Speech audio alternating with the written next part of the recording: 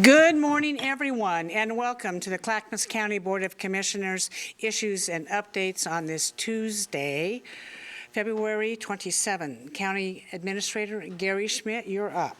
Thank you, Chair Smith. Commissioner West is out of the office on military leave. Commissioner Schrader is walking in right now. Chair, would you please convene as the Housing Authority of Clackamas County? And before I do, Commissioners, I have a hard stop at 11:30. If we're not finished, I'll pass the gavel to Vice Chair Commissioner Schrader at that time. I will recess as the Board of County Commissioners and convene as the Housing Authority of Clackamas County. Welcome, Ann Leenstra. Thank you. Yes, joining you is Housing Commissioner Ann Leenstra. First, selection of Vice Chair for the Housing Authority Board of Directors. Rod Cook, Director of Health, Housing, Human Services. Go ahead, please. Yes, and we're also doing the resident. Second? One at a time. Okay. Please. Basically, we're here before you today on behalf of the HACS board, and so we're bringing a recommendation before you today that Ben West be designated as vice chair, and this would align with his recent role as vice chair of the Board of County Commissioners. The recommendation is that in subsequent years, whenever the board elects a vice chair annually, that individual shall also be designated as the vice chair of the Housing Authority Board.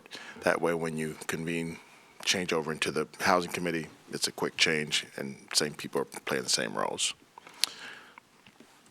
Is that it? That's it for the first one. Okay, yes. Commissioner Savas. Well, I'm always learning things. How often does this board meet? Well, we meet here as the Housing Board, and that's as whenever we bring issues before you, you're meeting as a Housing Authority, and that's what this is about. Okay. So, now that's clear. We've all been vice chair at one point or another, right? So what unique authority, why hasn't this been before us before? I mean, if it's really automatic that the vice chair serves as the vice chair of the board, but yet the meetings are of the board of directors plus Commissioner Leenstra, why are we doing this now and not years past? I think it was missed. It was a missed piece of what we had to do through our bylaws, basically, and so we needed the vice chair. That was happening not haphazardly, but wasn't happening in alignment with the new chairs. So basically, when a new vice chair was appointed to the board, we just were saying, since you transition into the HAC board, just make that same person play the same role for the HAC board. Okay. So I'm looking to Administrator Schmidt. I mean, I'm not saying we need more work than we need, but should we not do this exercise for West and all the other districts? I mean, why are we treating this one differently? Gary? I see it's in the bylaws, so that's been described or explained.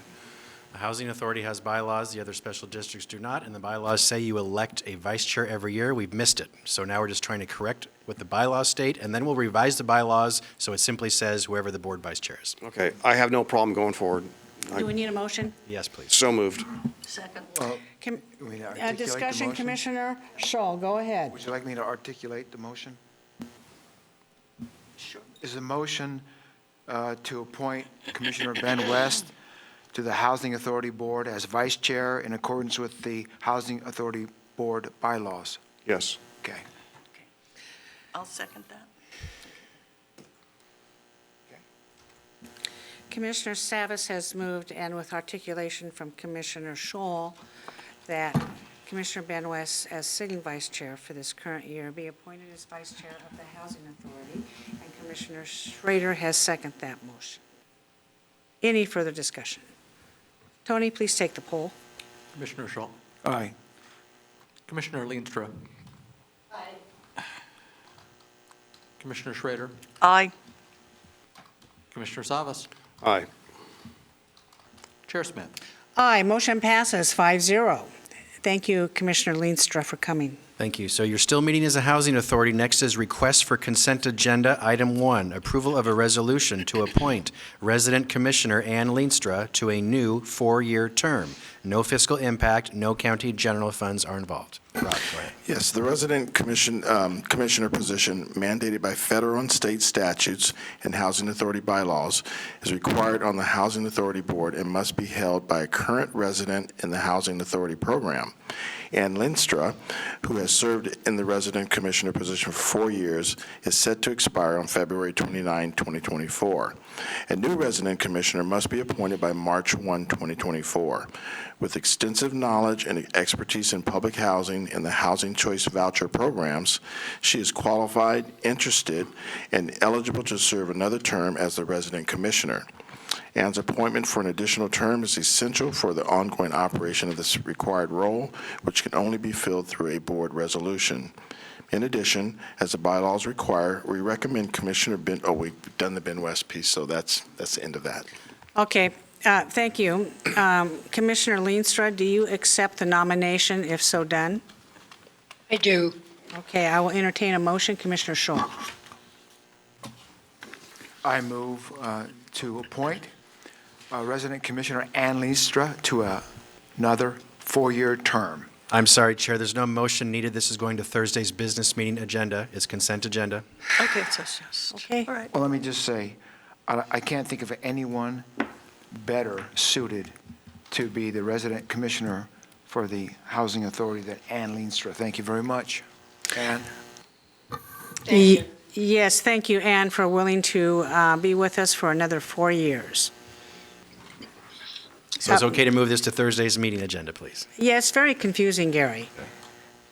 I mean, I would think you would need a motion on this more so than the other motion.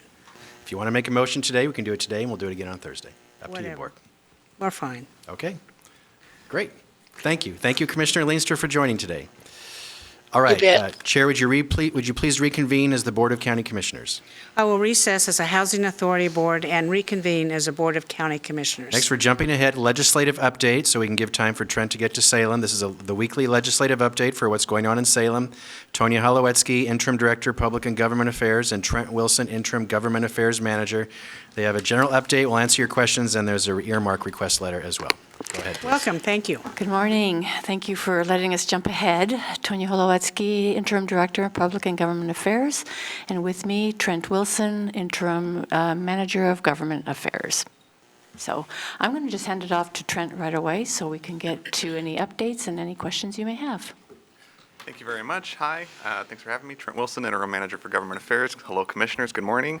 I want to give an update today about some of the actions last week following the happenings of House Bill 4002, which is related to Measure 110, and the legislature's work to sort of curb that, and a decision that the county made through Special Ops Committee, which you received emails about. So I wanted to make sure that there was an opportunity for y'all to hear that update at this setting, ask questions and try to answer them if you have those questions.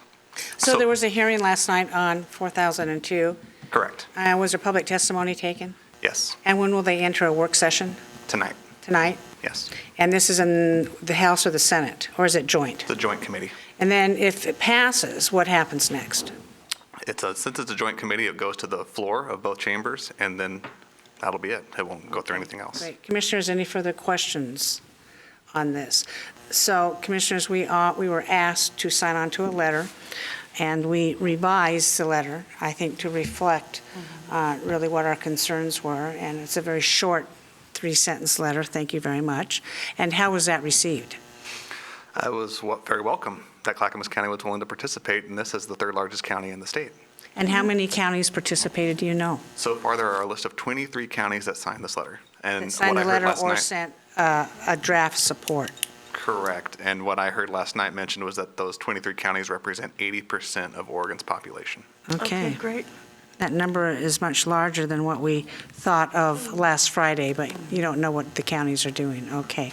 Commissioners, do you have questions for Trent on anything right now? I'd like to get a list of the counties, if we could.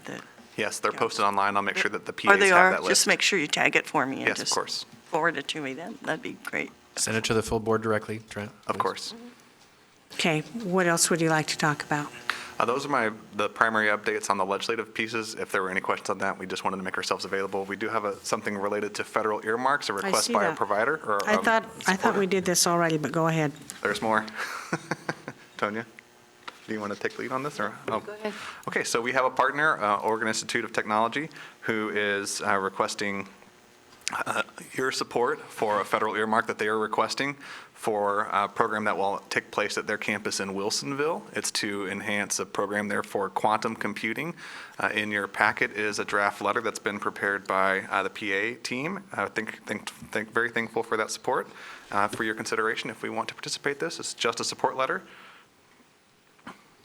Oh, I'm sorry, it's Wilsonville and Klamath Falls, and so it does have that Clackamas County connection. Right. Klamath Falls is the main campus. Good. Correct. And it only goes to Salinas. It doesn't go to our senators. Correct. They are also applying through the Senate office, but those applications were due last week, and so the House process is much later. And so this is the first opportunity we've had to talk to you about this request from when they made that initial request to us. So we have an opportunity to provide that support letter for their House submission. Any action on that today? Yes, we need action. Motion, please, yes. So I move to approve the draft letter. Seconded. Commissioner Savas has moved we approve the support letter for the Oregon Institute of Technology to be sent to Representative Andrea Salinas' office, and Commissioner Scholl has seconded the motion. Any further discussion? Seeing none. Tony, would you please take the poll? Commissioner Schrader. Aye. Commissioner Scholl. Aye. Commissioner Savas. Aye. Chair Smith. Aye, motion passes 4-0. Thank you very much. Thank you. Is that it? Thank you very much. Thank you. Chair, would you please reconvene as the North Clackamas Parks and Recreation District Board of Directors?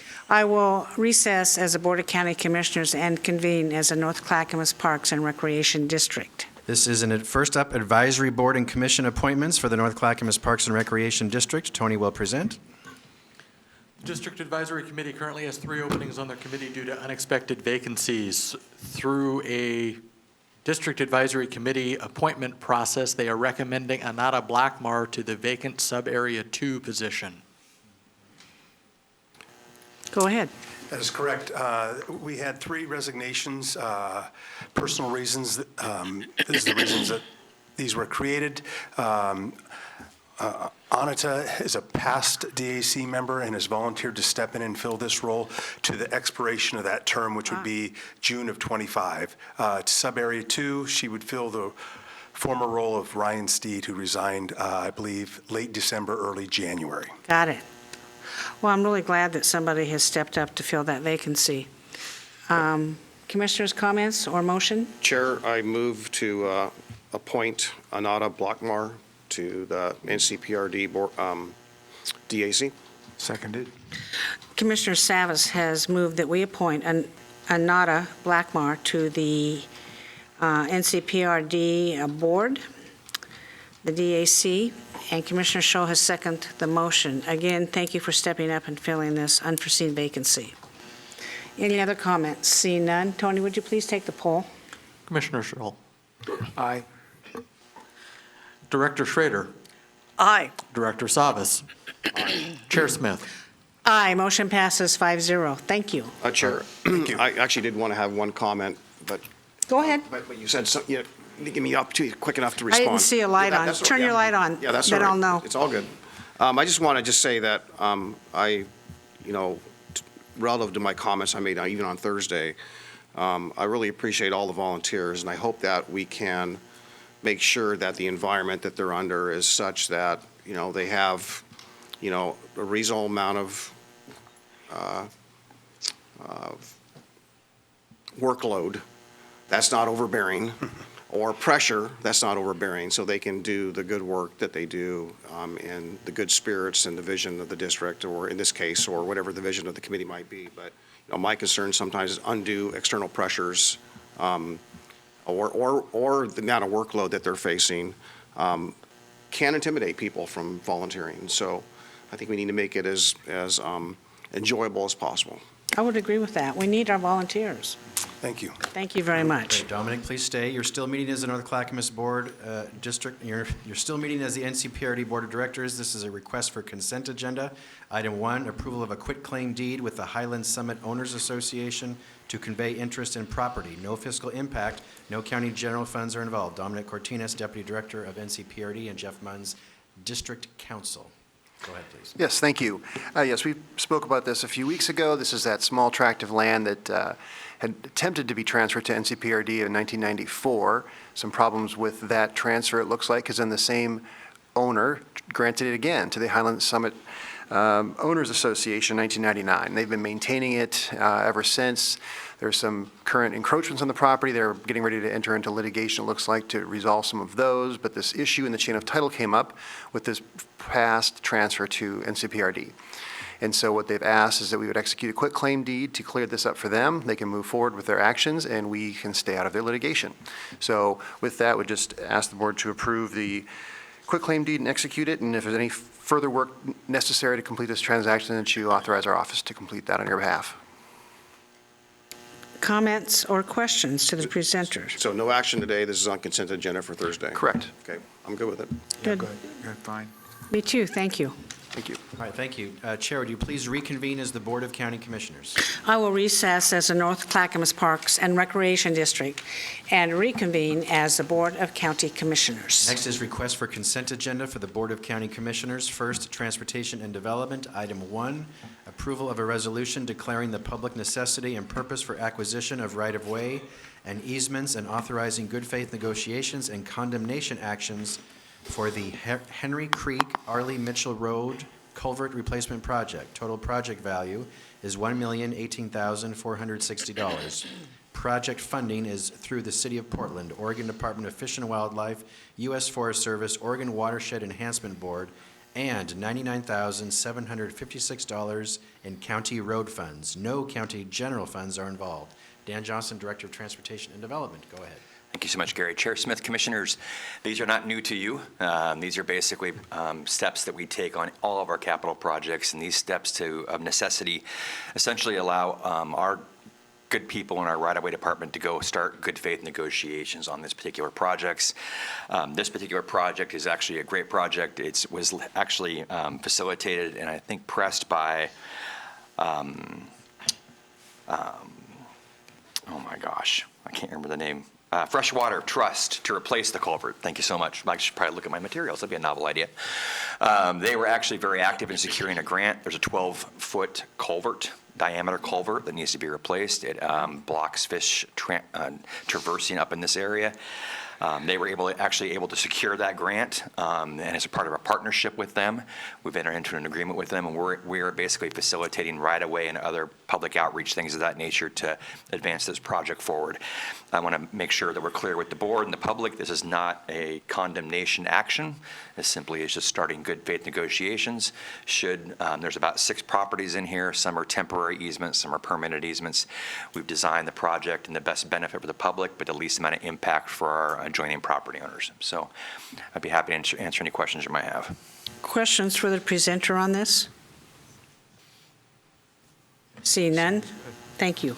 Thank you. Next, Health, Housing, Human Services. Item 1, approval of a revenue pharmacy services agreement with Albertsons Companies for disbursement of 340B drug discount program drugs. Estimated value is $180,000 per year until mutually terminated. Funding is through Albertsons Companies. No county general funds are involved. Rod Cook, Director of Health, Housing, Human Services. Go ahead. Good morning again, Commissioners. This agreement is for routine administrative changes.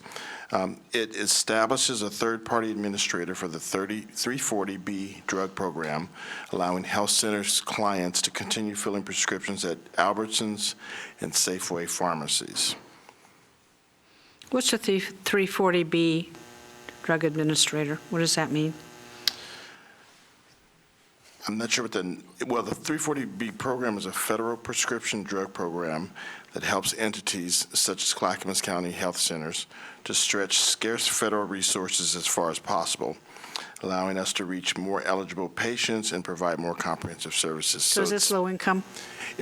Yes, it's basically making that, so if I have services, say on Lake Road at our new center, they can pick up their prescriptions at a Safeway. So it's makes more Albertsons capacity. or Safeway, since they're combined, is that right? Yes. Okay.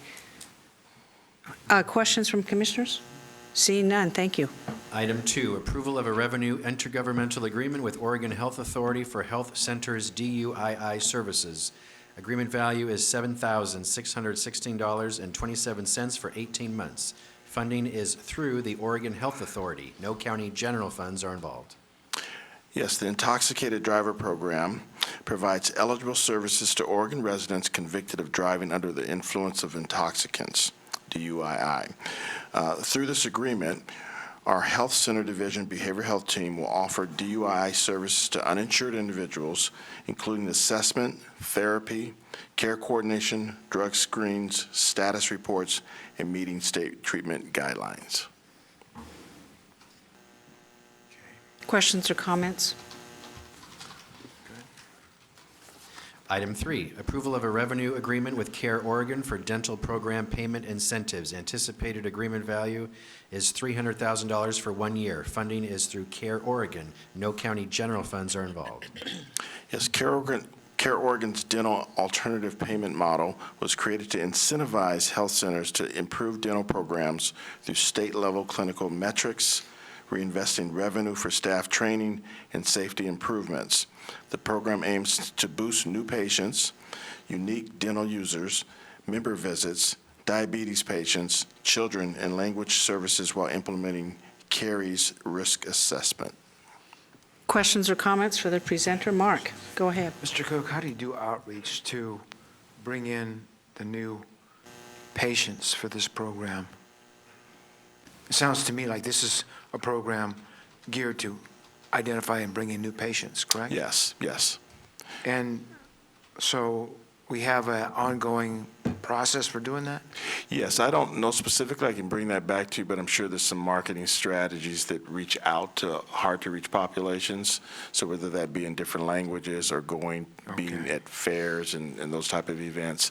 So I can get that specific for you, but this does give us the dollars to do that extra work to find those folks, to get them to come in.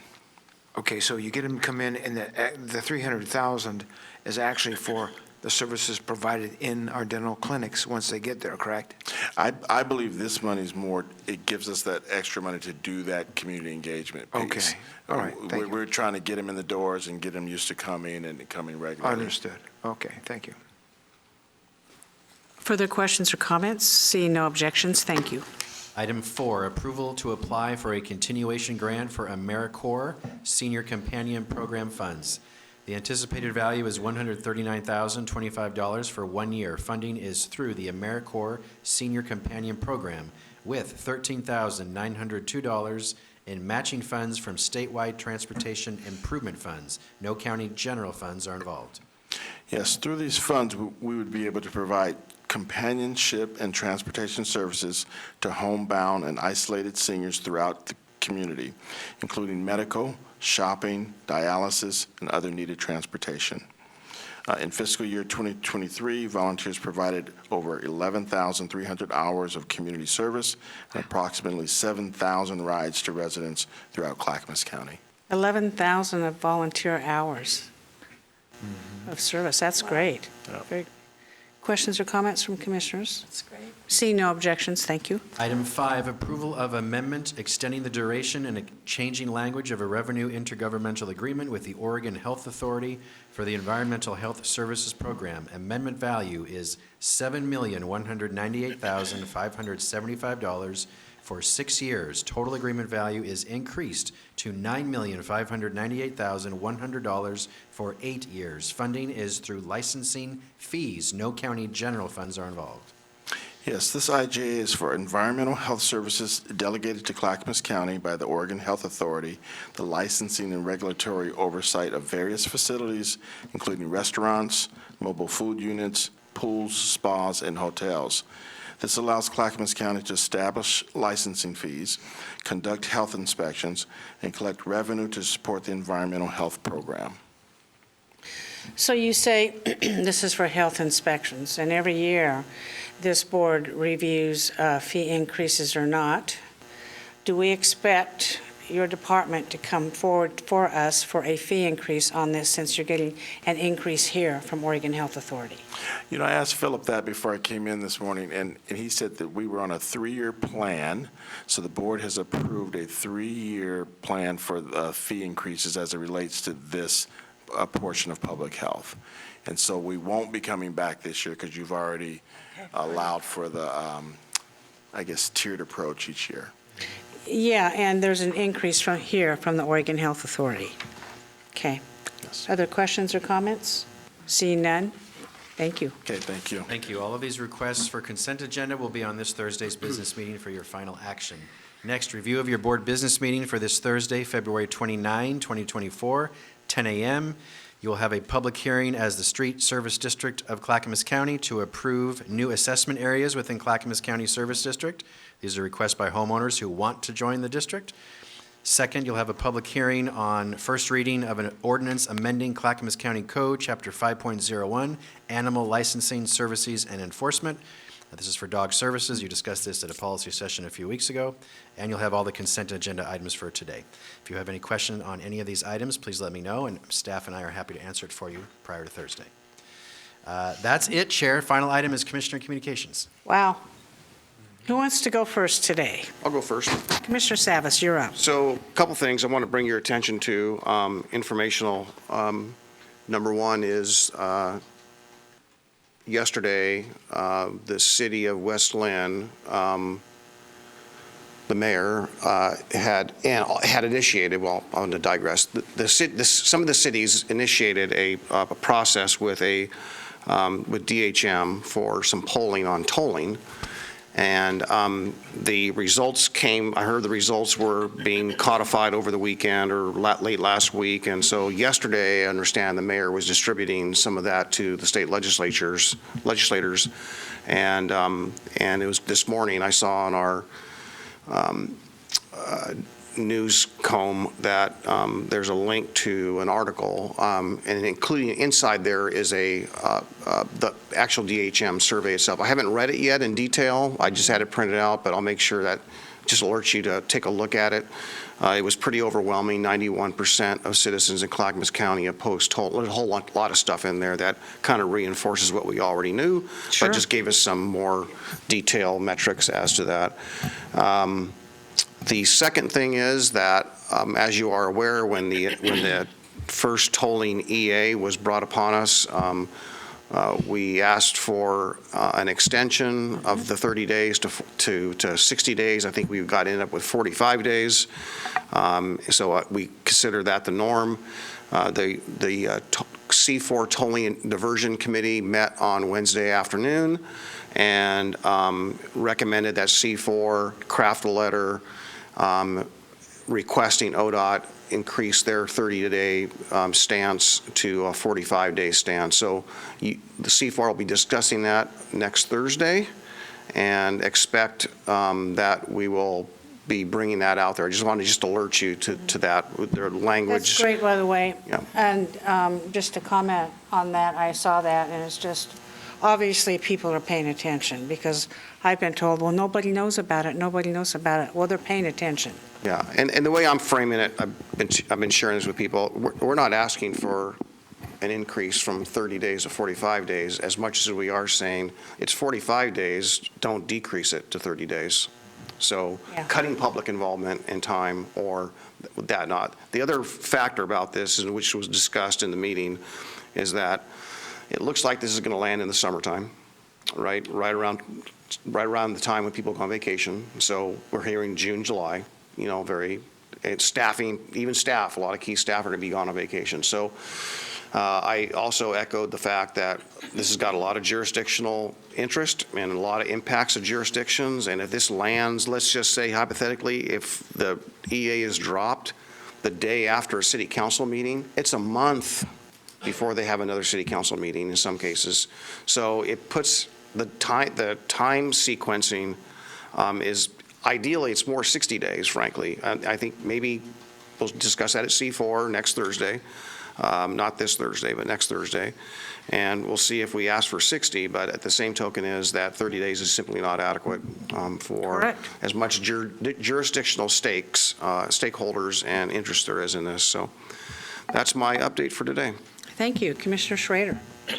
Yeah, I'd actually like to give a shout out to Clackamas Community College today.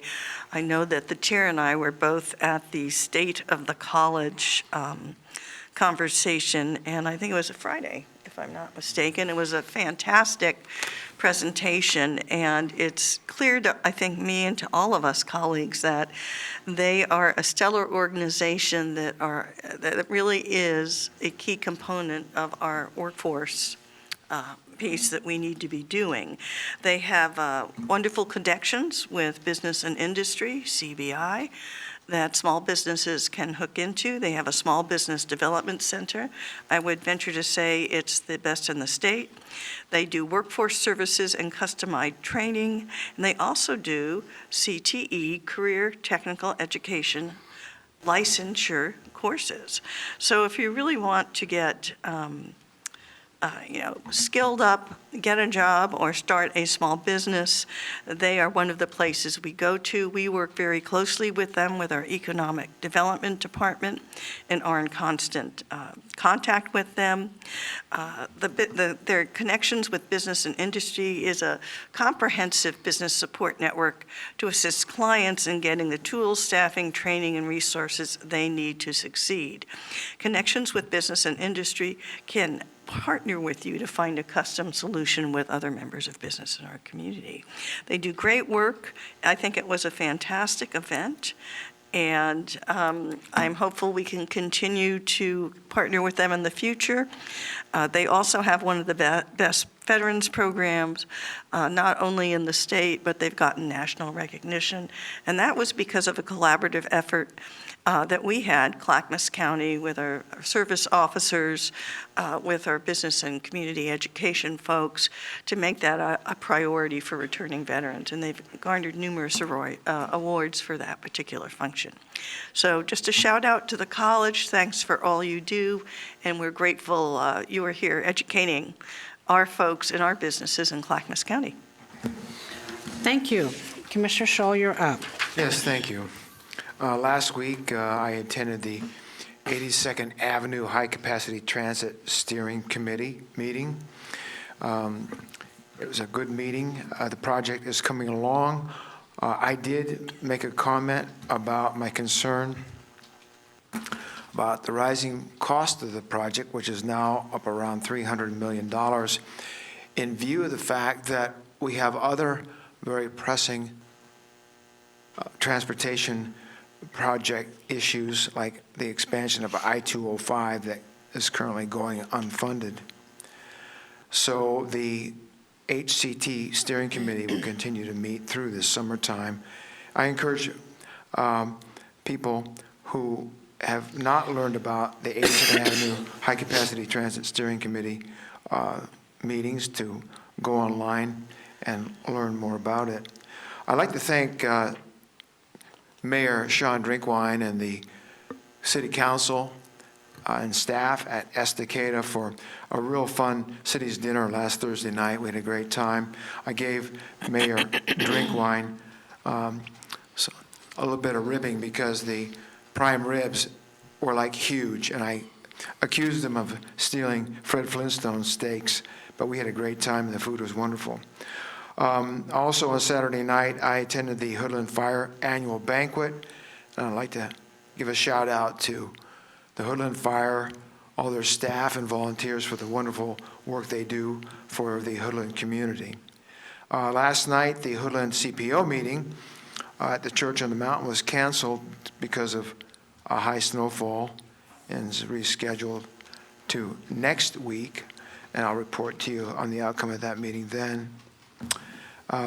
Tomorrow night's MPAC, and also I'd like to thank President Tim Cook and the staff at Clackamas County Community College for the great work they do in preparing and educating our young people for future workforce. Thank you very much. And one more little shout out here is to our emergency medical techs working in Clackamas County. Thank you for your work. And if you know any person who is looking for a new career, a new challenging and rewarding career, have them contact the county about how to go about becoming an emergency medical tech. Thank you very much. Thank you, Commissioners.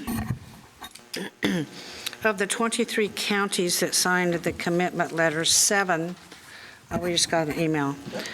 7 were not signed by the Board of County Commissioners. Instead, district attorneys or their administrators signed them instead. It was a very, very quick turnaround time, and some commissions had recessed for the week and weren't able to discuss it. So those commitments, 7 of them are not from the Board of Commissioners, and that is, that's fine. I mean, if they're okay with that. We were having the issue to erroneously, a newspaper article said Clackamas County has signed on to it, and we didn't even know what it was. And it was a district attorney, and the sheriff said, yeah, we like this program. And the writer misunderstood that, and I believe printed a retraction. So they went back and we redid it. I want to thank our law enforcement, our district attorney, our chiefs of police, and the Sheriff's Association for working so diligently on this. I think without their participation, we may not have got what we have, and that is treatment opportunities. And if that doesn't work, we will be able to prosecute the illegal behavior and reclassification of these drugs as what it used to be. My angst in doing all this, as Commissioner Schrader knows, because we met in special ops, was what are the strings attached to this final bill, as it is 135 pages, and we're not sure of the funding source. So we wrote ours a little bit differently, subject to funding. Exactly. And there is a number that was given to us that we would receive in Clackamas County that would be adequate if it is funded every year. But we'll just see if that pans out. That's all I have, Commissioners. Seeing no further business before this commission, we are adjourned.